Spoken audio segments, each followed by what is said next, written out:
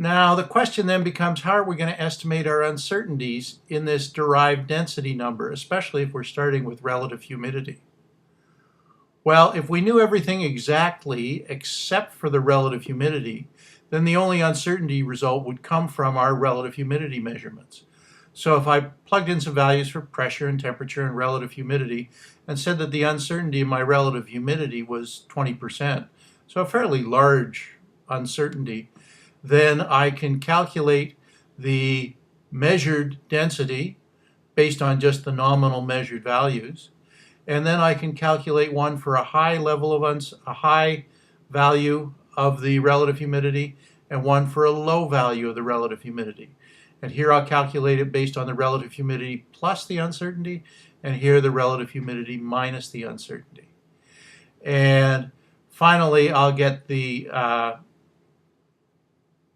overall uncertainty as the absolute value of the difference between the high one and the low one. And is that right? Actually, my uncertainty is going to be plus or minus, so if I'm going high and low, I really should divide by 2 there. So I'll calculate that value, and I'm then going to print this stuff out, and I'm using this percent function to allow me to do formatted printing. I find that the density, if I have a temperature of 23, a pressure of 101, and a relative humidity of 50 plus or minus 20, is 1.1818 kilograms per cubic meter. And the uncertainty range goes from 1.1793 to 1.1843, or taking half of that span between the two as a plus or minus uncertainty, 0.0025 due to relative humidity. So it's not making a huge difference in my density value. They're pretty close. Now, I could try that with some other levels of uncertainty. If I went up to, say, an uncertainty level of 40%, so I'm really uncertain. I just know whether it's humid or not so humid. I see things increase, and my uncertainty level more or less doubles in my result as well. So that makes a certain amount of sense. Let's go back down to 20 here. And let's try it at a different temperature. Let's try it at 80 degrees Celsius. I'm now seeing a considerably bigger shift in density. I've got a different density value entirely, and I've got a fairly large uncertainty due to relative humidity. That's because the range of the amount of water that I can have in my sample is considerably larger at this higher temperature. So even without changing the uncertainty in the relative humidity, I can dramatically change the uncertainty in the resulting density calculation. Now we can do the same kind of calculation to find out how much uncertainty we have from pressure and temperature, if they were the only things changing. So we'll go through and we'll do the calculation that we already did. That's this one here. And then I'll get a value for temperature as the absolute value of the difference between the temperature plus a little bit of uncertainty minus the temperature as it was specified. And I can print that out and find out what the uncertainty is due to the temperature. Then I can do the same with the pressure here. I can calculate the uncertainty in the that's due to the pressure as the density calculated with the pressure plus a little increase in pressure minus the pressure at the base conditions. I can print that out as well. Now finally, I can take all of those and put them together as a sum of the squares and then take the square root, because we know that the uncertainties combine as the sum of the squares, and then we take the square root. That's the way our Gaussian distributions combine. And this accounts for the fact that what we're seeing is the random effects. Sometimes they reinforce each other, and sometimes they wind up offsetting each other. Now, the worst case we could possibly get is if we just added all the uncertainties together. We've made absolute values of all of these, so we're taking them as a positive value for our plus and minus. And if we assume that they all go in a positive direction all at once in the worst possible way, that'll give us our worst case tolerance if everything went wrong all at once. So let's run that cell now.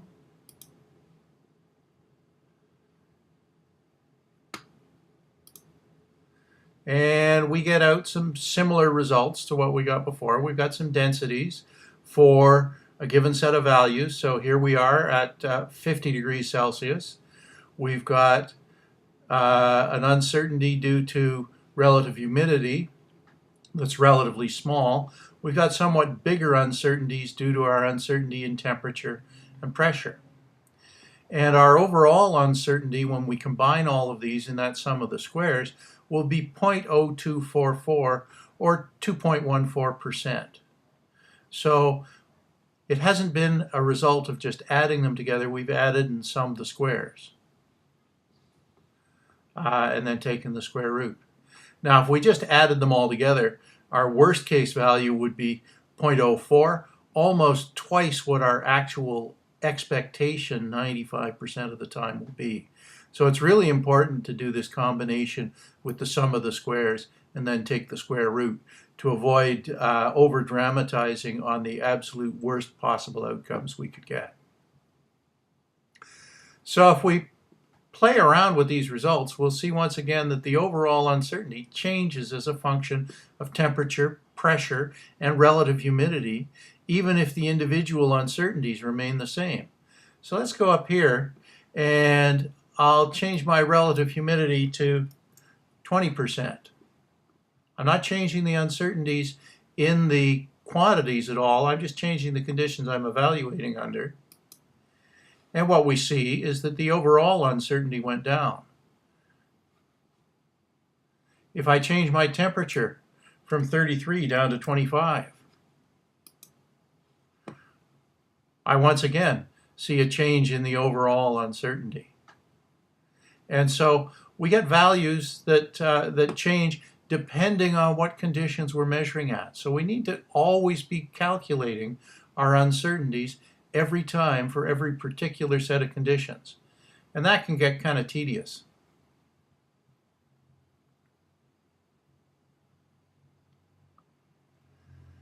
Now let's have a look for whether or not we can come up with an analytical function. Now up here, for example, for our uncertainty in the density due to pressure, we had an absolute value of the value we've got for the density at P plus a little bit minus the value we got for the density at just standard conditions. So if we go down here, we can write that like this. The uncertainty in the density due to pressure is equal to the absolute value of the density for the pressure plus the uncertainty in the pressure and the temperature and the relative humidity minus the value in the base case. Or we can multiply top and bottom by the uncertainty in the pressure and wind up with this expression here. Now, this is starting to look a lot like a derivative. This is the difference for a small change divided by the size of that small change. So if the uncertainty in the pressure was small, then this would just become the partial derivative of the density with respect to pressure. And then we wind up with the uncertainty in the density due to pressure being equal to this derivative, this sensitivity of the density to the pressure, times the uncertainty in the pressure. The overall uncertainty can be obtained by getting the sum of the squares for all three. So we'll have di rho di p up all squared plus di rho di t ut all squared plus di rho di relative humidity, uncertainty in the relative humidity, all squared, and then we'll take the square root of it. And that'll give me my uncertainty in the density as a function of these derivatives. And I don't need to keep those absolute value signs because when we square, all of these quantities are positive anyway. And we can generalize that result for any derived result of calculation from a bunch of different measurements. So we're measuring x1, x2, x3 up to however many x's there are. And we can find that the uncertainty in the result is equal to the square root of the sum of the squares of all of the individual contributions to the uncertainty. So dir dx1 ux1, dir dx2 ux2, both all squared. Sum all of that up and take the square root, and you can get an analytical value for the expected uncertainty. And you can find this in many textbooks, including Figliola and Beasley. And using this result works really well if all you've got is a pencil and paper. However, it depends on several things if it's going to be effective. We're assuming that the function r is linear, or at least can be approximated as being linear in the range that we're interested in for small amounts of uncertainty. We're also assuming that the uncertainties really are small. So if they get big, that may introduce a little inaccuracy. This is the really big one. The function r is assumed to be easily differentiable, that you can calculate these derivatives easily with the skills that you've got. And that can be a problem if the relationship is at all complicated, like the one above with the relative humidity in it. I would have a hard time differentiating that. I'm sure you would too. So in application of this equation, it's often also incorrectly assumed that if we just do a single uncertainty calculation, that will cover the whole range of results, and it won't. So it's often better, because we've got computers and we're processing all of our results with computers anyway, often better to follow this numerical approach that we used above to develop an uncertainty directly for every quantity that we calculate. And that can be considerably advantageous. And it doesn't require that we remember how to take derivatives of complicated functions. So one of the things we can do is we can build that uncertainty calculation right into the original function. So you'll remember I had this row ideal RH function that calculated a measured value of density based on the values that we had for pressure and temperature and relative humidity. I've still got that function sitting up there. So now I can build a new function that also calculates the uncertainty at the same time, right on top of it. And I can pass the result back. I can pass back both the results for the actual value and the uncertainty in that value when I come back. Now I could also send values over with both the measured value of the pressure and the uncertainty I have in the value of that pressure. And then when I went to calculate the measured density, I could take the first value. And when I went to calculate the uncertainty, I could take the second value that I had passed to the function with this tuple. A tuple in Python is two things that are grouped together like A and B that you can pass around, sort of like an array. And they can also be different types of data. So when I pass a tuple of pressure values, one of which is the actual pressure and the other is the uncertainty in that pressure, then I can use it in the function here to get a result. So calculate the resulting density based on the first value in each of pressure, temperature, and relative humidity. Calculate the uncertainty for the density based on the value of density I get for the pressure value plus the uncertainty of pressure and the temperature and the relative humidity, minus the ideal value that I get with just the pressure, the temperature, and the relative humidity without the uncertainty added in. So that first term here is the uncertainty due to the pressure, and I'm going to square it over here.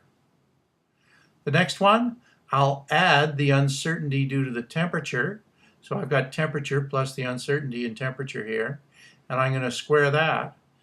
Then I'll calculate the uncertainty due to the uncertainty in the relative humidity and add the square of that as well. So here I've got relative humidity plus the uncertainty in the relative humidity, and I'll square that and add it on. Now, if I take the square root of that sum, that should give me the uncertainty in the density. I can pass back the calculated uncertainty and pass back the calculated density here and the calculated uncertainty in that density.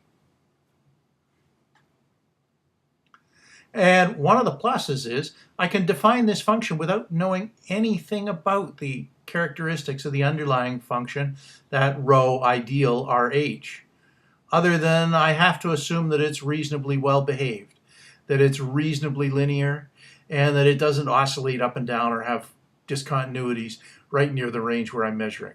So it would have to be a really badly behaved function for it not to work, not just one that I have a hard time calculating derivatives of.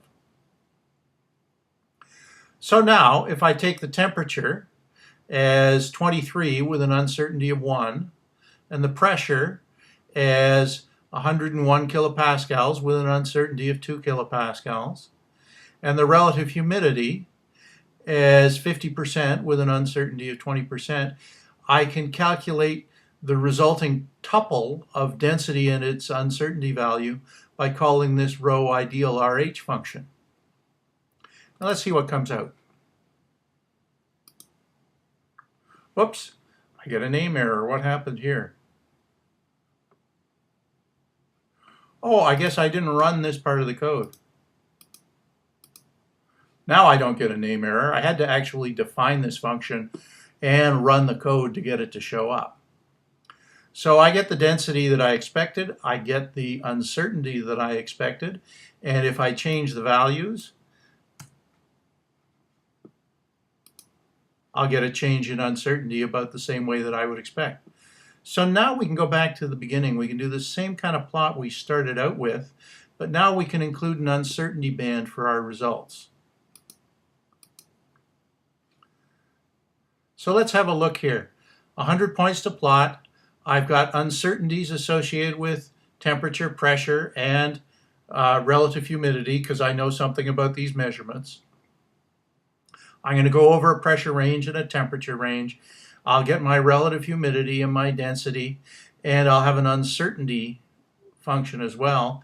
And then for I going from 0 up to 100, my number of points that I'm going to plot, I'll get the density and the uncertainty as the returns from this row ideal RH sub u function, the one that I just defined up here to calculate the uncertainty at the same time that I calculate the density. And I have to feed it values of pressure and uncertainty of pressure, temperature, uncertainty of temperature, relative humidity, and uncertainty in relative humidity as tuples in order to do that calculation. Finally, I can plot out the individual lines, and that's the green and the blue lines, the red and the orange lines that I expected. But now I can also plot some fill in between the actual density minus its uncertainty and plus its uncertainty with a little bit of transparency so that I can put a shaded bar on here to represent what my uncertainty is. When I run this one,